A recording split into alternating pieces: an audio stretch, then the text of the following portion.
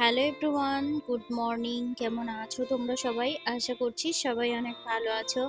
আমার নতুন আরও একটা ব্লগ ভিডিওতে তোমাদের অনেক অনেক স্বাগত।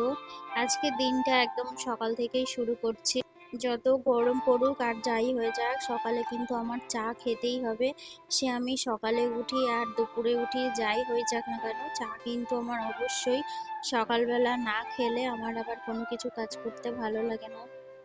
চা করে ঘরে নিয়ে এসে বাবুকে উঠিয়ে দিয়ে ওকে জামা কাপড় চেঞ্জ করিয়ে দিয়ে ওকে একটু খাইয়ে দেবো, দিয়ে তারপর বাকি কাজ করব। মোনাকে খাইয়ে ওর পাপার কাছে দিয়েছি, ওর পাপা একটু নিয়ে রাখবে। এদিকে আমি আবার সব কাজ করব, না হলে আর হয়ে উঠবে না। তো বিছানা চাদর সমস্ত কিছু আজকে কাচবো। আর সমস্ত কিছু নোংরা হচ্ছে, 2-3 দিন হয়ে গেল বেডশিট চেঞ্জ করা হয় না। তো সমস্ত ঘরের জামা কাপড় বার করে বিছানা গুছিয়ে বড় মেয়েটাকে রেডি করিয়ে দিয়ে ওকে পড়তে বসিয়ে যাব জামা কাপড়গুলো কাচতে। প্রত্যেক দিন আমার কিন্তু গাদা গাদা জামা কাপড় অবশ্যই কাচতে হয়, দুটো বাচ্চা থাকলে তো জামা কাপড় হবেই। একদম কোনো দিন বন্ধ নেই, প্রত্যেক দিন জামা কাপড় আমাকে কাচতেই হয়। তো ওর চুলগুলো গরম হচ্ছে বলে বললো যে মা, চুলগুলো আমার একটু বেঁধে দাও, তাহলে আমার একটু ভালো লাগবে। তো অন্য দিন দুষ্টুমি করে, চুল বাঁধতে চায় না, সেই জন্য বেশ বড় বড় হয়েছিল চুলগুলো। তো একবার কাটিয়ে এনেছি, এনে আবার দেখছি বেশ বড় হয়েছে। তো চুল বেঁধে দিয়েছি, দুষ্টুমি করে, চুল বাঁধতে চায় না। ওকে বললাম যে তুই পড়তে বস, আর না হলে কিন্তু বকা দেবো। ওর আবার আজকে ছুটি আছে, 2 দিন ছুটি থাকে ওর, শনিবার রবিবার টিউশন ছুটি থাকে। একটু বদমাইশ করে, আর বাকি দিনগুলো ওর কোনো অসুবিধা হয় না, বলতে হয় না, চলে যায়। আগের দিনে বেডশিট রেখে দিয়েছিলাম, কাচা হয়নি, বৃষ্টি হচ্ছিল সেই জন্য। আর আজকে অনেকটা জামা কাপড় জমে গেছে, প্রত্যেক দিন তো জামা কাপড় ওদের থাকে।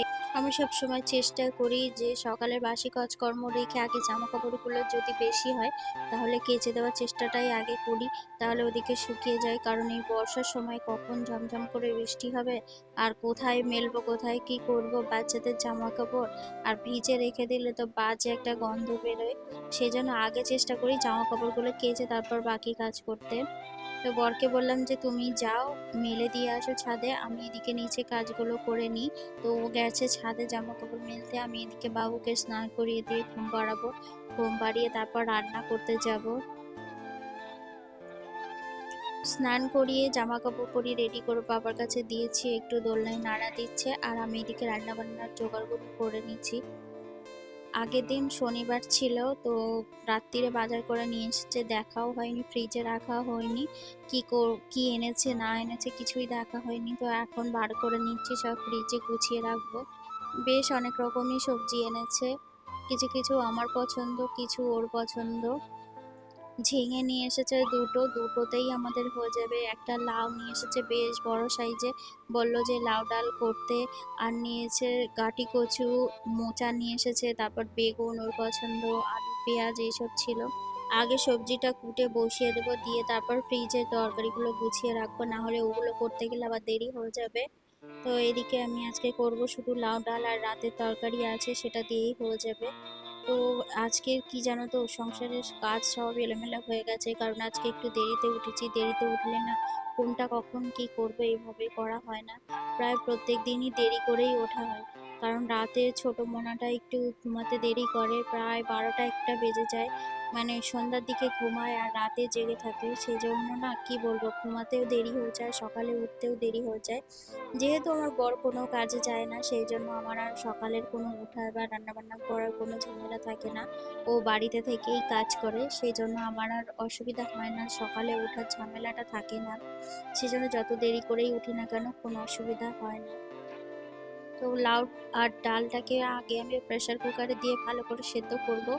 একটু লবণ, হলুদ আর একটু তেল দিয়ে হালকা করে আদা রসুন পেস্ট দিয়ে আগে আমি লাউ ডালটাকে সিদ্ধ করে নেব কুকারে দিয়ে, তাহলে ভালো হবে। কারণ গ্যাসে এমনি কড়াইতে দিয়ে কষিয়ে রান্না করলে না অনেক দেরি হয়ে যাবে। তেল মশলা বাজার সবকিছু শেষ হয়ে গেছে, আগের দিন তো সবজি বাজার করে নিয়েছে। আর এদিকে দোকানের যে প্যাকেট জাতীয় জিনিস, তেল মশলা, এগুলো তো বলা হয়নি, সেজন্য এগুলো নিয়ে আসেনি। আর সবজিগুলো নিয়ে এসেছে। তো আজকে ভাবলাম যে সমস্তটা লিস্ট করে দেবো, দিয়ে ওকে বলবো বাজারটা করতে। গুছিয়ে বাজার না করলে না, লিস্ট না করে দিলে সমস্ত কিছু উল্টোপাল্টা করে, মানে কোনোটা নিয়ে আসবে আর কোনোটা হয়তো নিয়ে আসবে না, এরকম করে।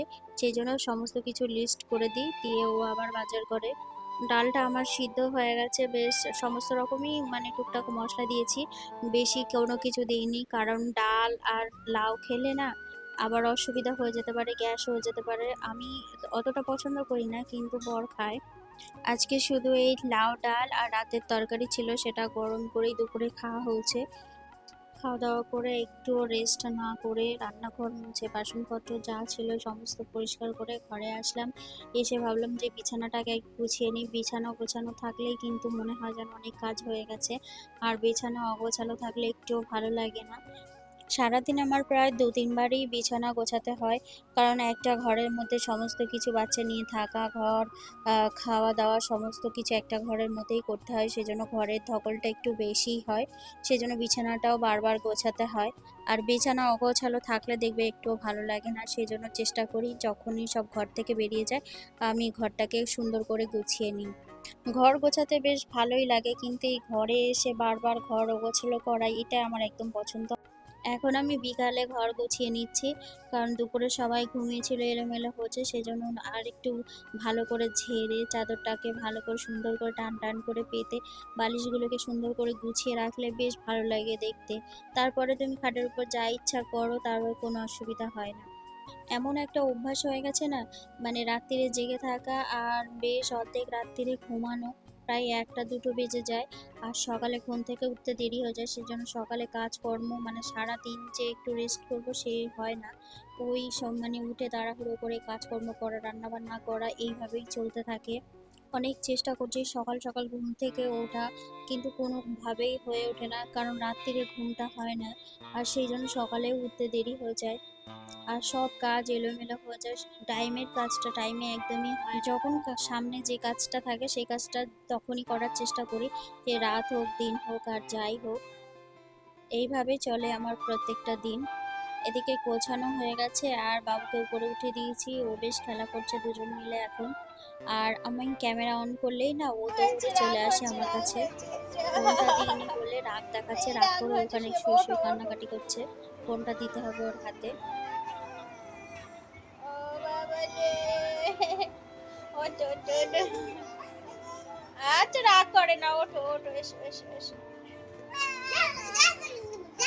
আচ্ছা। এরকম ভাবে এদের দুষ্টুমি খেলাধুলা চলবে রাত ১২টা ১টা, কোনো সময় ২টো বেজে যায়, এরকম করে। ঘুমাতে চায় না রাত্তিরের দিকে সহজে। আজকের ভিডিওটা এই পর্যন্তই, বেশি আর বড় করছি না। তো চলো দেখা হবে নতুন একটা ভিডিওর মাধ্যমে।